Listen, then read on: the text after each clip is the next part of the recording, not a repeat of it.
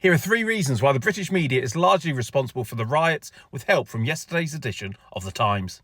99% of the rioters were white, but notice how the front page doesn't mention their ethnicity. When they talk about one of the actors, this keyboard warrior, again, his ethnicity is not mentioned. But when we talk about people defending their property, they're not men, they are Asian men. Imagine taking your son to his first day at school. Look, son, you can play with that boy over there, or that boy, or that black boy. Hopefully you can see how othering isn't particularly helpful. And of course, it's even worse when you do it specifically in negative situations.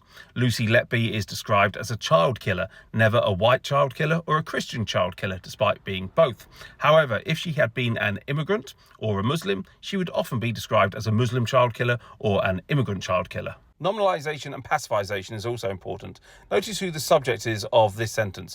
Thousands of police. The rioters aren't even mentioned. If we go back to this one, again, the rioters en masse aren't mentioned. It's just one lone weirdo. But if we go back to this headline here, who's actively taking part? It's gangs of Asian men. Lastly, let's take a look at the metonymy. Keyboard warrior is the term used to describe this man here. There are so many phrases you could have used. Far-right fascist or riot organiser, but no, keyboard warrior, which is a kind of jokey term, someone you can't really take seriously, not someone to worry about. Whereas when we talk about the people defending their own community, as we said, they're not just men, they're Asian men, but they're gangs of Asian men. Mum, there's a gang outside, why don't you invite them in for tea? That's a conversation you're never going to have, right? Gangs is a specifically negative term.